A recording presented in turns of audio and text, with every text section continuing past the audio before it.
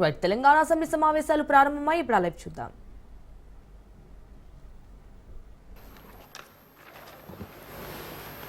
Speaker sir, I beg to move that an address be presented to the governor as follows, that the members of Telangana Legislative Assembly assembled at this 5th session are deeply grateful to the governor for the address which he has been pleased to deliver to the members of 3rd Telangana Legislative Assembly on 12/3/2025. Motion moved. I request Sri Vemula Veeresham to second the motion of thanks on the governor address moved by the Adi Srinivas. Speaker sir, I send the motion of thanks and address by the governor as proposed by Sri Adi Srinivas.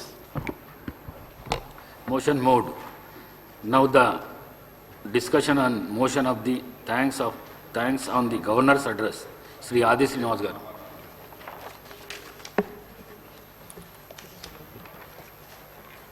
అధ్యక్ష, governor గారి ప్రసంగం పైన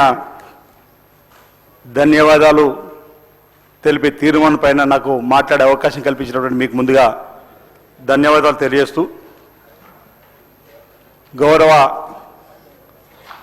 తెలంగాణ రాష్ట్ర ముఖ్యమంత్రి శ్రీ రేవంత్ రెడ్డి గారు కూడా ఈ అవకాశం కల్పించినందుకు మీ ద్వారా ధన్యవాదాలు తెలియజేస్తూ, గత 15 నెలలుగా సీఎం రేవంత్ రెడ్డి గారి నాయకత్వంలో ఇందిరమ్మ ప్రభుత్వం చేపట్టిన అనేక అభివృద్ధి సంక్షేమ కార్యక్రమాల్ని గవర్నర్ గారు తన ప్రసంగంలో చక్కగా చెప్పడం, వారికి నా వైపు నుంచి ప్రత్యేకమైనటువంటి కృతజ్ఞతలు సందర్భంగా తెలియజేస్తూ, తెలంగాణ ప్రజల ఆకాంక్షలకు అనుగుణంగా మా కాంగ్రెస్ ప్రభుత్వం గౌరవ ముఖ్యమంత్రి నాయకత్వంలో అడుగులు వేస్తుంది. గత బీఆర్ఎస్ ప్రభుత్వం ఈ రాష్ట్రాన్ని ఆర్థికంగా చిన్నాభిన్నం చేసినప్పటికీ 7 లక్షల కోట్ల అప్పుల్లో ఈ రాష్ట్రాన్ని అప్పుల కుప్ప రాష్ట్రంగా మార్చినప్పటికీ కూడా ఆ రోజు తెలంగాణ సెంటిమెంట్తో అధికారంలోకి వచ్చి నీళ్లు నిధులు నియామకాలని చెప్పని పేరుతోటి నియంతృత్వ పరిపాలన సాగించినటువంటి ఆ పార్టీకి ప్రజలు తగిన సమయంలో సరైనటువంటి తీర్పునిచ్చి ఈ రాష్ట్రంలో కాంగ్రెస్ ప్రభుత్వం రావాలి, కాంగ్రెస్ ప్రభుత్వంతోనే ఇందిరమ్మ రాజ్యం వస్తుంది, పేదల ప్రభుత్వం ప్రజా పాలన వస్తుందని చెప్పని భావనతో ప్రజలు ఇచ్చిన అవకాశంతో కాంగ్రెస్ ప్రభుత్వం రావడం, ఇందిరమ్మ రాజ్యం గౌరవ ముఖ్యమంత్రి గారు రేవంత్ రెడ్డి గారు ఈ ప్రభుత్వం కొల్లు తీరింది. ఇందిరమ్మ రాజ్యంలో ప్రజాపాలన జరుగుతూ ఉంది. ప్రజలకు ఇచ్చినటువంటి హామీల్ని అమలు చేస్తూ ముందుకు పోతున్న సందర్భాన్ని ఈసారి గుర్తు చేస్తూ, రాష్ట్ర ముఖ్యమంత్రిగా పదవి బాధ్యత స్వీకరించిన తర్వాత ప్రతినిత్యం 18 గంటలు కష్టపడుతూ ఏ ఒక్కరోజు కూడా సెలవు తీసుకోకుండా మరి ప్రభుత్వాన్ని ముందుకు నడుపుతున్న తీరు మనం అందరం కూడా చూస్తున్నాం. అధ్యక్ష, ఆర్థికంగా అనేక కష్టాలు నష్టాలు ఉన్నప్పటికీ ఈ 15 నెలల కాలంలో ఈ గ్యారెంటీల అమలు కోసం మేము చేస్తున్నటువంటి కృషి కూడా అన్ని వర్గాలకు సమ్మిళిత అభివృద్ధి కోసం మా ముఖ్యమంత్రి రేవంత్ రెడ్డి గారు ఆలోచిస్తున్నారు. దానికి అనుగుణంగా తెలంగాణ అడుగులు వేస్తుందనే మాటని సందర్భంగా చెబుతూ, అధ్యక్ష, ఓ సాహసోపేతమైన నిర్ణయం, ఓ చారిత్రాత్మకమైన నిర్ణయం, ఎవరు ఊహ కందనటువంటి అంశం. గౌరవనీయులు లోక్సభ ప్రతిపక్ష నాయకులు రాహుల్ గాంధీ గారు ఈ దేశంలో కుల గణన జరిగి తీరాల్సిందే, ఎవరి వాటా ఎంతో తేరాల్సిందే, వారికంతా ఈరోజు రాజకీయ ఉద్యోగ విద్యాపరమైనటువంటి అంశాలు అందివ్వాలని చెప్పని ఇచ్చిన పిలుపు మేరకు తెలంగాణలో గౌరవ ముఖ్యమంత్రి రేవంత్ రెడ్డి గారు ఇదే సభలో బీసీ సంక్షేమ శాఖ మంత్రులు పొన్నం ప్రభాకర్ గారి ద్వారా మరి బీసీ కులగణనకు తీర్మానం ప్రవేశపెట్టి సుమారు 1 లక్ష పైన ప్రభుత్వ ఉద్యోగులతోటి శాస్త్రీయ పద్ధతుల్లో ఈరోజు కులగణన జరిపిన తీరు ఆదర్శనీయమైంది, తెలంగాణ మోడల్ అయింది ఈ దేశంలో ఉన్నటువంటి ఇతర రాష్ట్రాలకు. 2011లో దేశ జనాభా లెక్కించి తదుపరి దేశ జనాభా లెక్కల్లో రాని సందర్భం ఈ 2025లో ఏదైతే కేంద్ర ప్రభుత్వం దేశ జనాభా లెక్కలు జరిపినప్పుడు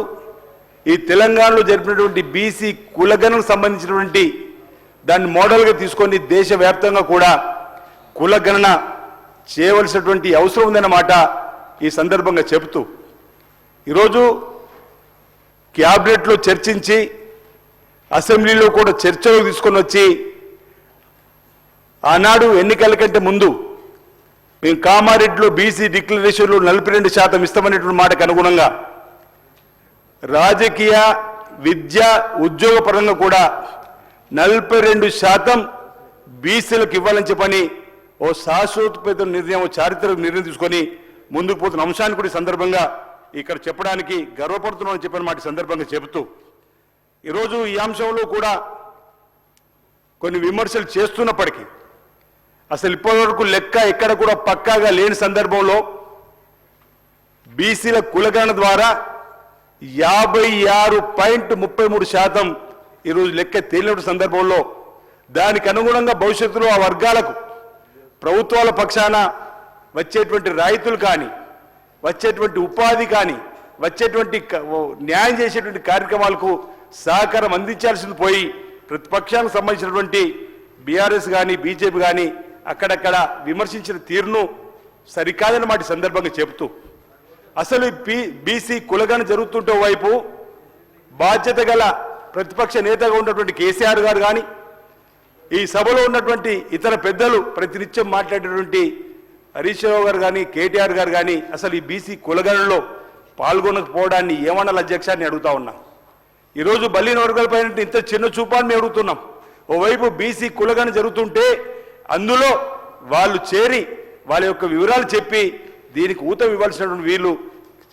అందులో పాల్గొనకుండా ఇంకా ప్రతినిత్యం విమర్శలు చేస్తూ గౌరవ ముఖ్యమంత్రి రేవంత్ రెడ్డి గారు కానీ ప్రభుత్వాన్ని కానీ బదనం చేసేటువంటి కార్యక్రమం చేస్తున్నారు. ఇది సరికాదన్నమాట అనేక సందర్భాలు చెప్పినాం. ఈ సభ ద్వారా కూడా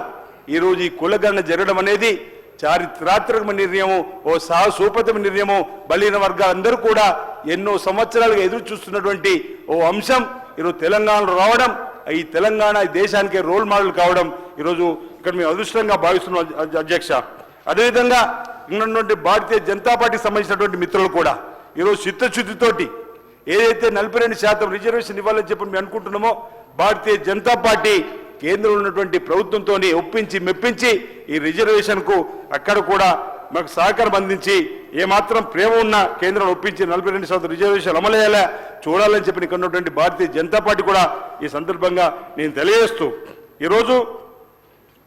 అన్ని విధాలుగా